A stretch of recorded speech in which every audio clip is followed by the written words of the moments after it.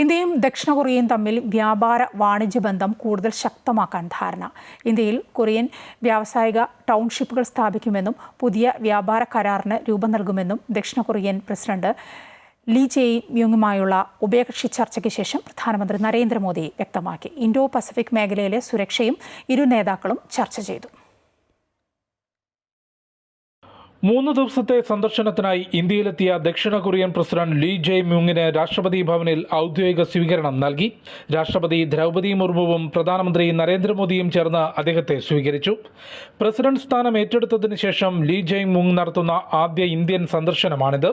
ഇന്ത്യയും ദക്ഷിണ കൊറിയയും തമ്മിൽ വ്യാപാര വാണിജ്യ മേഖലയിൽ സഹകരണം ശക്തമാക്കുന്നതിനുള്ള കരാറുകൾ ഉഭയകക്ഷി ചർച്ചയിൽ ഒപ്പുവെച്ചു. ദക്ഷിണ കൊറിയയുമായി വ്യാപാരം $27 ബില്യൺ എത്തിയെന്നും 2030 ആകുമ്പോഴേക്കും ഇത് $50 ബില്യൺ ഉയർത്തുമെന്നും ചർച്ചയ്ക്ക് ശേഷം പ്രധാനമന്ത്രി പറഞ്ഞു. കൊറിയൻ ചെറുകിട സംരംഭങ്ങളുടെ ഇന്ത്യയിലേക്കുള്ള പ്രവേശനം സുഗമമാക്കും. ഇരു രാജ്യങ്ങളും തമ്മിൽ പുതിയ വ്യാപാര കരാർ യാഥാർത്ഥ്യമാകുമെന്നും സാങ്കേതിക വിദ്യയിലും സഹകരണം വർദ്ധിപ്പിക്കുമെന്നും നരേന്ദ്രമോദി പറഞ്ഞു.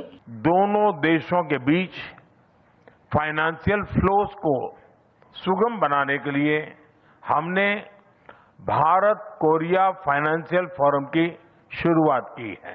പശ്ചിമേഷ്യൻ മേഖലയിലെ സംഘർഷത്തെ തുടർന്നുള്ള പ്രതിസന്ധികളും ഇൻഡോ പസഫിക് മേഖലയിലെ സുരക്ഷയും പ്രധാനമന്ത്രിയും ദക്ഷിണ കൊറിയൻ പ്രസിഡന്റും വിശദമായി ചർച്ച ചെയ്തു. കപ്പൽ നിർമ്മാണം, നിർമ്മിത ബുദ്ധി, സെമി കണ്ടക്ടർ മേഖലയിലും സഹകരണം വർദ്ധിപ്പിക്കാൻ തീരുമാനിച്ചു.